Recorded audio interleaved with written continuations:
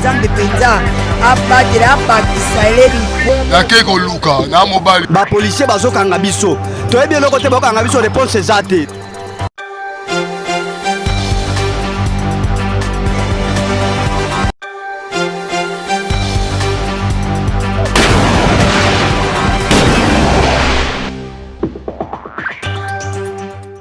Merci pour la confiance et la fidélité. Naebi que vous êtes tellement belé ya kolanda Mag FM ya mukula lelo yango ibandi mbote nebi.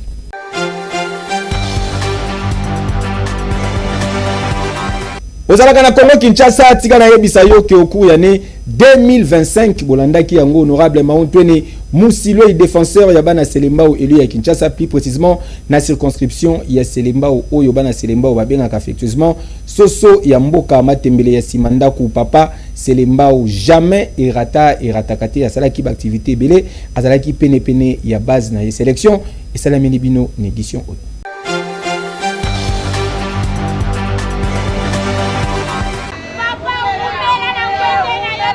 Ah oui, esengo oyo bozali komona awa na kati ya population tozali bongo na commune ya Selembao na quartier Cité Verte na localité Mayimbi. Basepeli makasi boye po bazwi solution na likambo ya courant après plus de 3 mois oyo bavandi na mulili solution ezwami grâce à implication personnelle ya oyo baptisé désormais les Moïse ya bana Selembao. Honorable Maontwene Musilwe isoso ya mboka matembele ya Simandaku eratakate maître plein pour na histoire awa après réhabilitation ya veni bypass bangin et kataka ba câble souterrain ya tronçon kobanda na première entrée kino na dodan en face ya ICC d'où depuis 2015 bazalaka na couranté na 2022 bakotaka en contact na honorable Maontwene pe na 2024 amemela bango solution bayela bango ba câble minda epela pelele kasi lokola batu ya mitema mabe bazanga kate batu bazali ko combattre vision ya mokonzi ya mboka ba responsable ya service nojek bakata bango courant dans les pamba kaka boye mulili ekota awa ekoma ko causer insécurité na ndenge ya kosakana te ekoma champ de tir ya ba criminel. Après ba démarche auprès ya directeur général Yasnel Oyo a répondu favorablement na lettre ya honorable Maontwene Musilwe DDK à l'équine exécution les 1er août oyo uti koleka awa bavanda kaka boye ba agence nel baye ba kiti na terrain pa lotili ki ezongi population et sepeli makasi pe bapesi merci mingi na directeur général Yasnel na DDK pena oyo bango le Moïse honorable Maontwene Musilwe. En tout cas nous allons remercier sincèrement honorable Biso Maontwene parce que nous avons qui courant temps et belé, nous avons qui vraiment courant temps et belé.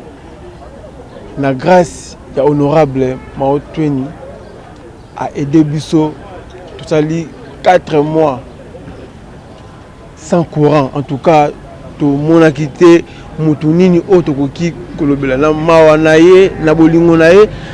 Donc a pesi biso opportunité ya kozala lisusu na courant. C'est on a ça ça que depuis ça fait maintenant plus de 15 ans koto courir za la rati. C'est courir za la rati. C'est grâce à honorable Mao nde acheli biso courant. Ache courant alandeli biso to kumpe na courant net biso ba mama kote ka boyo c'est que tote ka rati. Pour courir za la rati. Na sepeli makasi na pesi penza ba merci belé na ba démarche au sali pour lelo courant et pela lisusu tout le monde lisusu courant kotoyo ya wana ibise penza aumela vraiment naza na esengo makasi koleka pona papa na biso Maontwene parce que awa na Selembao tosali plus de 15 ans il y avait pas de courant donc awa kalata papa uti ozongisela biso courant mais après wana bakati biso lisusu courant ngo. Donc ça fait 3 mois que nous avons courant de la maison na biso. Nyonso ekangama activité mon côté ça la lisusu. Biso to mona ki nzamba tindeli biso ange. Loko papa monter ma papa za nango vraiment to bonde la rapport na akende kaka liboso. Esengo makasi o tozana yango pe tozali ko remercier honorable Maontwene Musilwe eli ya Selembao. Ye auti ko sala ya minene o bana ya Selembao plus précisément bana quartier cité verte oyo toza ba bénéficiaire. Honorable abundeli biso, ça fait depuis 2015 tozara na couranté, honorable outi kubundela biso tozui ba câble oyo bomonaki ba rétabli, courant biso zaki rétabli.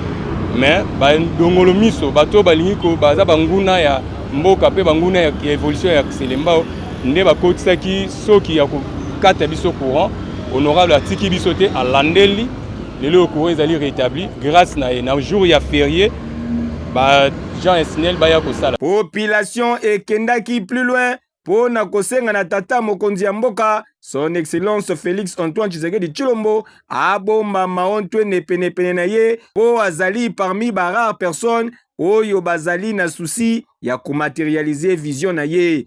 Vraiment toza vraiment na esengo moko ya koloba pour ba activité nyonso honorable Mao a s'impliquer na comprendre pinda que aza mutu eza parmi bato na mboko fo bazala pour au président Nabiso Fati a pensé pe na bato ya boy. Papa Fati en tout cas ponanga abende kaka pembeni na ye. C'est que place Papa Fati azali achele biso honorable Mawanza kaka pembeni wana. Po soki yete mbele biso bana Selemba koto tozaka na mulili.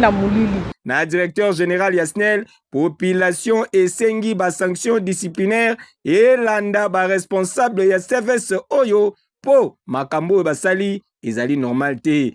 Tala!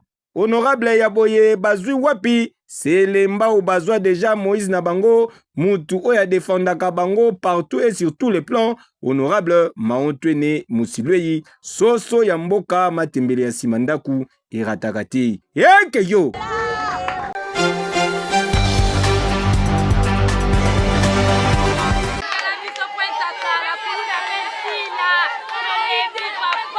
Ah oui, ndenge kaka alakaki ke akobunda pona kolite contre problématique ya érosion oyo ezali komenace commune ya Selembao lors ya tête à tête na ye lobby eleki, soit plus précisément mokolo ya mercredi 24 septembre 2025 na directeur général et office des voiries et drainage OVD en sigle directeur Victor Ntumba ndenge pe kaka ezali kosalama. 48 heures après, honorable Maontwene Musilweyi, communément appelé Soso ya Mboka, Matembele ya Simandaku, Moïse Yabana Selembao Eratakate, député provincial ya ville ya Kinshasa, plus précisément ya circonscription ya Selembao, ayambaki délégation ya équipe technique ya OVD, oyo bayaki po na kosala évaluation afin ya koagir. Une fois na terrain elongo na équipe ya OVD, honorable Maontwene Musilweyi atambusaki bango pour na ko identifier ba site érosif nyonso afin ya ko programmer ba action anti-érosif selon ba urgence misala oyo e ko sunga makasi pour na désenclavement ya commune ya Selembao na kosala banzela oyo ko prolonger neti nzela ya Asosa oyo esuka na manifeste na Bumbu koleka na ngomba ya Baluba ebimi na Elengesa kozwa prince ya kala ebimati Kinsala pe ko prolonger Birmanie oyo esuka na ngambu ya Bumbu ebimati 24 na avenue Kimbala et puis korelie avenue Mama Mobutu côté ya camping na De Prince na arrêt Kwado. Occasion pour la population ya commune ya Selembao basalue démarche ya oyo ya bango molobeli honorable Maontwene Musilweyi Moïse Yabana Selembao. Vraiment, tobeteli maboko makasi biso bana Selembao. Et puis pour na biso tomoni ke Nzambe nde a s'incarner kati na ye pour à défendre cause ya biso bana Selembao. Parce que depuis commune à Selembao a été créée en 1968 jusqu'à présent et ça les 57 ans d'âge. Où tous allés abandonner, tout ça komona mutu moko te atuloba pour na intérêt Selembao. Mais aza député à Liboso, au pas même 5 ans, mais azo sala ba makambo yo, c'est incroyable de acclamer, de betele maboko et puis tout ça derrière, il faut te ébiquer, y force na eza population. Y kuna otomika ko senga mais biso population to tomola etil ko la mapeka pour ba pour répondre à la position de biso.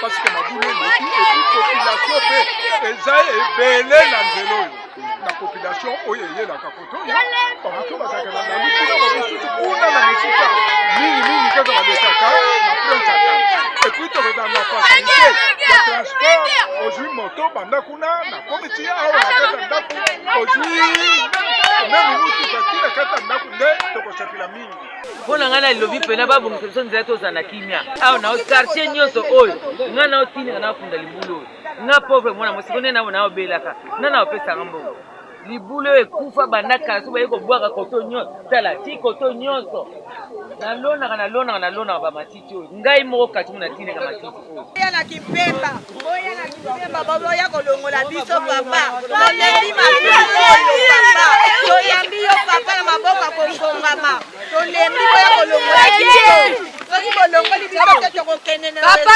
tolembi. Prenons parole au cadre ya ACP, parti cher, ya sénateur Gentiningo Bilambaka, honorable Maontouene Moussilwei, élu ya commune ya Selembao, azalaki na bamo juste. Peut-être bayebate qui côté ezalaka boye. Et le kola totamuna bata OVD ezali voix officielle au gouvernement central sengela cha ba moyen to croire que et ko aboutir. Et tozo senga na bakonza mboka organe compétente bako s'impliquer ko chama beaucoup ko soutenir OVD na projet oyo ya kotonga banzela pe ko sala ba action anti-érosif na ba quartier ya Selembao. Sinon ceux qui to continuer ko observer en distance to ko risquer Selembao et disparaître na carte géographique ya Kinshasa.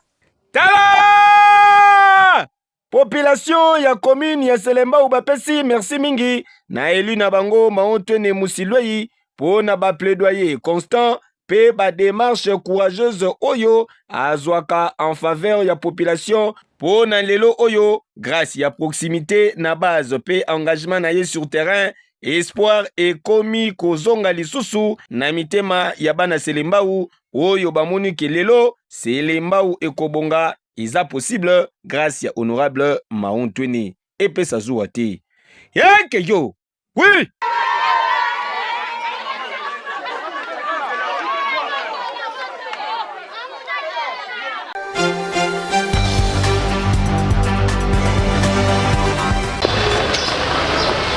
Au cours ya plénière ya mokolo ya vendredi 2 mai 2025 na assemblée provinciale ya Kinshasa, belu ya capitale congolaise ba approuvaki recevabilité ya proposition d'édit portant fixation ya ba mesures incitatives au profit ya ba mutuelle de santé na ville ya Kinshasa. Projet ya honorable Maontouene Moussilwei élu ya Kinshasa, plus précisément na circonscription ya Selembao. Je voudrais ici attirer l'attention de l'auguste assemblée sur la problématique des prises en charge des soins de santé de la population quinoise. Cette question mérite d'être traitée avec une attention soutenue car elle concerne la vie de la population dont nous avons le privilège de représenter.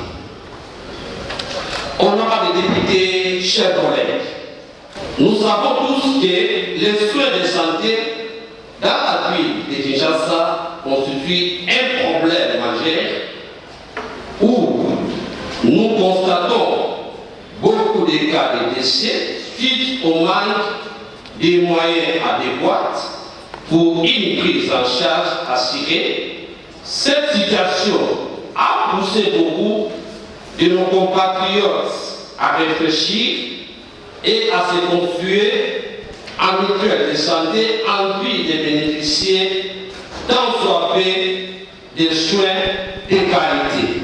Kasi esengeli boyebake au cours ya plénière oyo ba débat ezalaki engagé na ba front nyonso puis proposition d'édit honorable Maontouene Moussilwei portant fixation ya ba mesures incitatives au profit ya ba mutuelle de santé ya ville province ya Kinshasa et ezalaki jugé recevable avec 15 voix sur 18 votants. Mokolo lelo za mokolo monene pona biso mwana moko oyo tokumbaki abotami andimami epai ya ba collègue na biso ba députés provinciaux ya Kinshasa sima ko proposé et dit yango depuis mois de mai il y a 2024 lelo ezaki aligné et baninga na ngai ba voter yango ya mibale nazo informer to nazo landebisa biso que mobeko oyo te proposer yango te kaka po législateur oyo asalaki yango na niveau national acceptela to ezala matérialisé. Et Sengeli ko rappelé que proposition honorable Maontwene Musilwei fixant ba mesures incitatives au profit ya mutuelle de santé ya ville province ya Kinshasa et zalaki déposé na bureau ya assemblée provinciale depuis mois de mai ya année 2024. Banoko bako sabino te ville province ya Kinshasa eza na besoin ya ba élu ya boye. Honorable Maontwene Musilwei soso ya mboka matembele ya simandaku wumela vanda na ngwende na yo. Qui dit mieux? Eh que yo. Oui.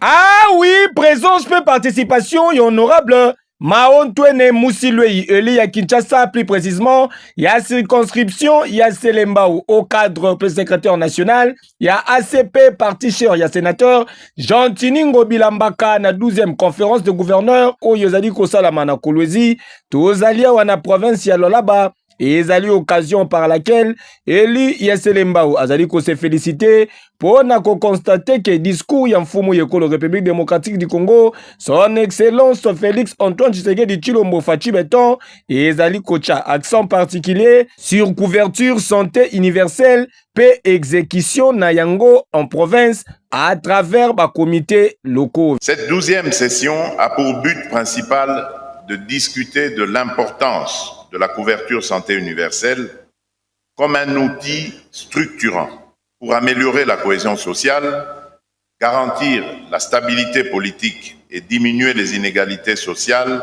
au sein des provinces et des entités territoriales décentralisées, les ETD. On abordera également les différences en matière d'accès aux soins de santé et leurs répercussions sur le développement social. Enfin, des stratégies seront proposées pour diminuer ces inégalités grâce à la CSU. Votre rôle dans ce chantier national est crucial. Vous êtes les artisans directs de la CSU à travers les comités provinciaux que vous présidez. Je vous exhorte donc à intégrer systématiquement la santé dans vos politiques publiques, à mobiliser les ressources locales de manière transparente et à garantir une équité territoriale exemplaire. Ville province ya Kinshasa ezali na avantage makasi ya kozala déjà na cadre juridique moko oyo ko faciliter mise en œuvre ya couverture santé universelle. Ezali bongo grâce ya Edith mesures incitatives au profit ya ba mutuelle de santé na ville province ya Kinshasa légiféré na élu ya Selembao honorable Maontwene Musilwei surnommé Soso ya mboka matembele ya simandaku responsable et ratakate. Inspiration moko oyo ezali ko s'inscrire na vision ya mokonzi ya mboka son excellence Félix Antoine Tshisekedi Tshilombo Fachi Beton sur santé universelle na ville province ya Kinshasa. Où nous constatons beaucoup de cas de décès suite au manque des moyens adéquats pour une prise en charge assurée. Cette situation a poussé beaucoup de nos compatriotes à réfléchir et à se constituer en mutuelle de santé en vue de bénéficier tant soit peu des soins de qualité. Tala! Tangu na yebisaka bino ke honorable Maontwene Musilwei soso ya mboka matembele ya simandaku shushu ya bana Selembao azali honorable moko oyo abundaka pona bien-être ya population ebele bachaka tembe. Tala lelo oyo tembe esili. Noko! Ah, noko, rendez-vous na 2028. Yeke yo!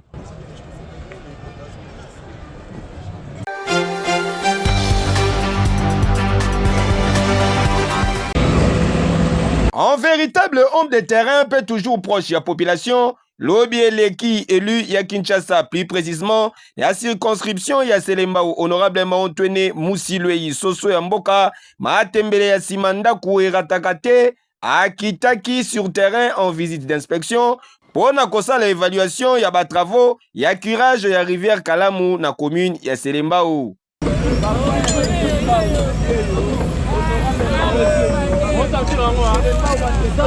Tikana yebisa bino ke misala ezali kosala makitoko avec un pacte pe idéologie population ezali kosepela makasi pona komona ndenge bazali sauver na ba période ya mvula oyo ekreaka ba inondation ya makasi awa. Imaginez lokola zelo oyo bozali komona nyonso ezali kobima kaka na kati ya mai oyo. Très satisfait population ya Selembao bayambaki kitoko molobeli na bango au cadre ya parti ACP, parti cher ya sénateur Gentiningo Bilambaka, honorable Maotwene Musilwei pona suivi ya misala oyo ezali kosalama. Ezalaki pe occasion pour la population ya commune ya Selembao ba remercier gouverneur ya ville province ya Kinshasa et excellence Daniel Obumba Lubaki pour la même mise na ba travaux oyo.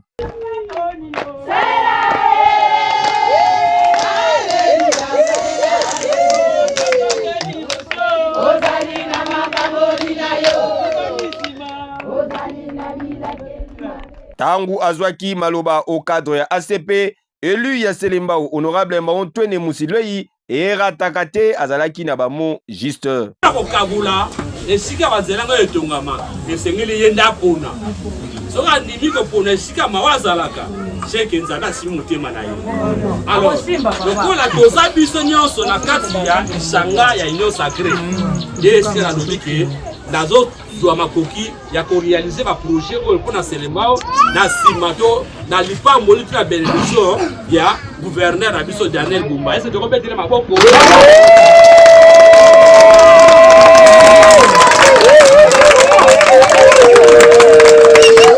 Alors, voilà vous ça la paix civile merci.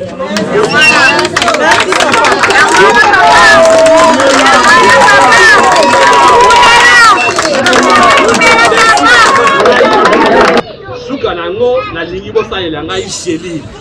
Yango baba yango bosa elanga isheli. Isheli ezalaka déjà. Yango ya CP mata awa.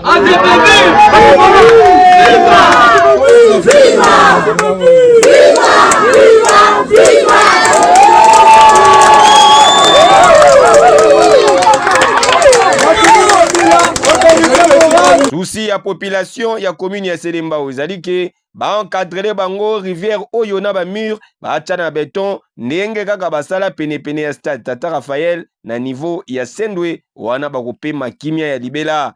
Tala ya kosambeza te awa na commune ya Selembao osimbi Maotwene osimbi population. Rendez-vous na 2028. Yeke yo.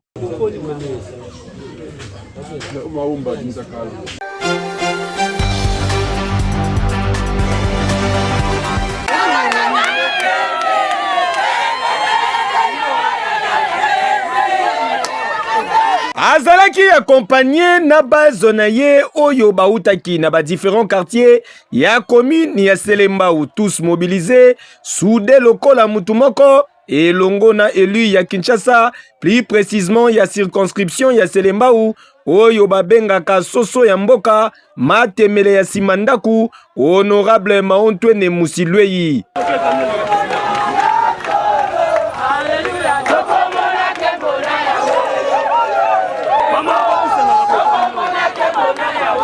Kaka ndenge bozali komona batambolaki elongo tina cathédrale Notre-Dame du Congo na commune ya Lingwala esika wapi bakendaki koassister na messe d'action de grâce à l'occasion ya 3e anniversaire ya parti Alliance des Congolais Progressistes ACP en sigle parti cher ya mwana mboka Gentiningo Bilambaka autorité morale.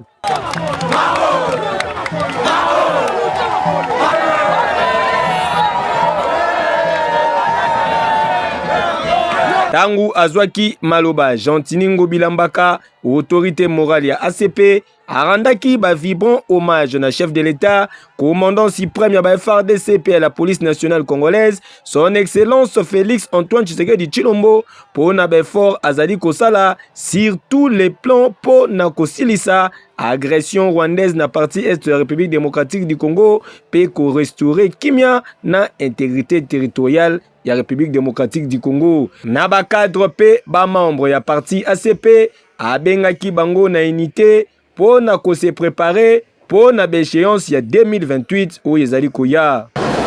Yango na mosala bino. Makambo nyonso elekaki. Ezala ya ba élection. Ezala ya ba nomination. Bolimbisa. Et na mosala bino bobosana po tomilengele na 2028. Bolimbisa. Dans le quota français, le pardon est une puissance qui libère. Ce qui, au Limbisi Moto, Yomoko, au se libérer. Nasuka Yamasolo, au cadre ya parti, figure emblématique ya commune ya Selembao, pe moteur ya essor ya Selembao, honorable Maontouene Musilwei, atalisaki loyauté na ye pe fidélité envers parti na ye ACP. Message Zara Royebake, Bakinois, Naba ACP nyonso, Naba na Selembao nyonso bakotaki biso. De bayebake makambo sala et c'est important. Et Moussala Batina qui biso to sala déjà et bozomo na réalisation ba dit te voter et te proposer ba dit et puis makambo belé to sala et c'est moi na miso bato donc ya ko douter exaté. Donc tous ensemble na bien ensemble to sala Moussala o bosita ki biso. Merci.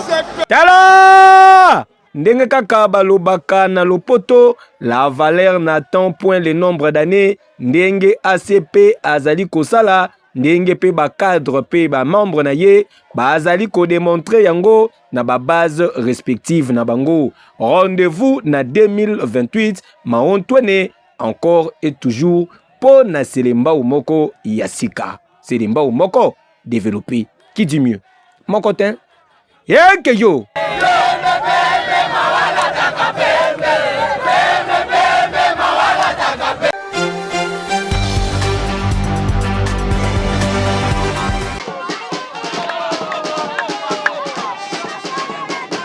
Ah oui, 2-0 en faveur ya quartier Konde au détriment ya quartier Ngobila. Des scores sanctionnaki week-end eleki na terrain Snell. Grande finale ya tournoi interquartier ya commune ya Selembao, dénommé tournoi de la paix et de l'unité. Organisé na élu ya Kinshasa, plus précisément ya circonscription ya Selembao, honorable Maontouene Musilwei, communément appelé Soso ya Mboka, Matembele ya Simandaku eratakate Moïse Yabana Selembao. Botika na yebisa bino ke finale ya tournoi oyo regroupant les 24 quartiers ya commune ya Selembao ezalaki marqué na ambiance moko ya kosakana te avec un pacte pe idéologie.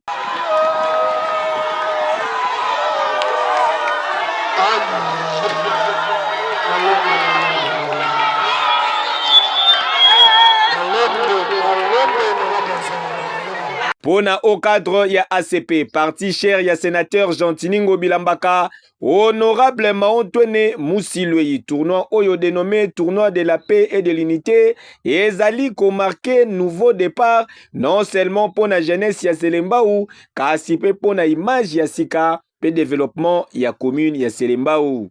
Oui, la qualité de député provincial est liée à la commune de Selembao.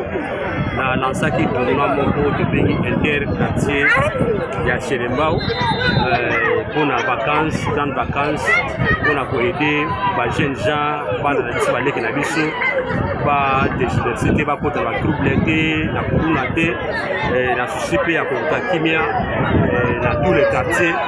Kosangisa bango parce que toza biso nyonso babita ya Selembao et tomonaki ke kotika bango bazala disperser et koprofite na biso te et tozaki mokanisi ya kosangisa bango na moyen ya tournoi oyo tobengi interquartier ya Selembao et tozo sepela lelo parce que lelo za final les gars ba ba suka eleki nyonso et tout comme ça fait ça pour de moni makabeke bien et kimia eza makabeke malamu donc le meilleur a gagné za ngolo na ye tout est grâce et ni ko bateke ya za la beti bien ko lika musu mais eza kaka wazine za la kaka et eza mbala suka te et j'ai bandeli to ko kenango eza première édition to kenango aboy prochainement va tenter une chance va gagner à gagner vraiment to sengi na Selembao mobimba va continuer à faire biso confiance et ça n'a pas battu nzamba tchaki biso to za ba artisan ya kimia pour na Selembao bile mono yango to bandi ko sala déjà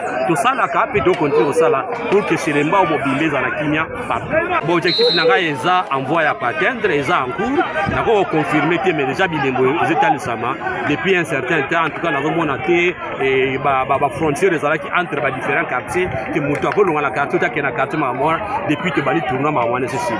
Après coup de sifflet final sanctionnant fin ya rencontre, ba participants bazanga kite ko féliciter pe ko remercier o ya bango molobeli honorable Maontwene Musilwei Moïse ya bana Selembao soso ya mboka matembele ya simandaku iratakate po na initiative oyo. Sangoza makasi merci na honorable na biso ya kanisaki.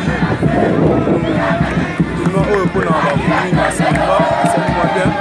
Merci à ba Selembao ti 2028 et ba lima pour merci beaucoup pour la victoire Lilo et pour la coupe de cette semaine. Par rapport au match à Lilo, il a dit que le meilleur gagne. Malgré que les joueurs de l'époque n'ont pas biso, la sécurité à Makasi Nenge, le banais qui vient sur les bénéfices, qui comme la souka, après ça sous une nation, on aura pas biso sous. Ce qui m'a c'est la banane aussi c'est les assurer bien pour la biso la gêne. C'est vraiment on aura pas biso là, pour dans ça. C'est pas le baba, c'est bien.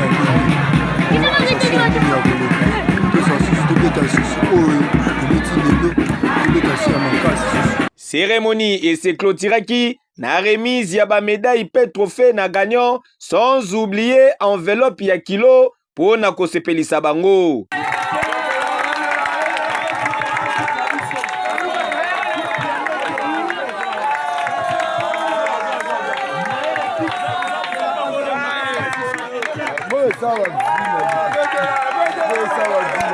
Ndenge kaka alakaki lors ya lancement ya tournoi oyo, honorable Maontwene Musilwei aremetaki enveloppe na ba participants nyonso ya tournoi, c'est-à-dire que l'équipe nyonso oyo ebetaki les 24 quartiers au gagné te bazalaki na droit ya enveloppe na bango. Tala! Vieux jaloux, vieux kengidila o mesana koya ko distraire population ya Selembao tangu ya campagne électorale o pesa kabango ba discours pe ba cadeau ya lukuta banoko boyebela déjà pour population ya Selembao ici etimbeli bino Selembao eza mabele ya honorable Maontwene Musilwei iratakate. Rendez-vous na 2028. Que yo. Oui.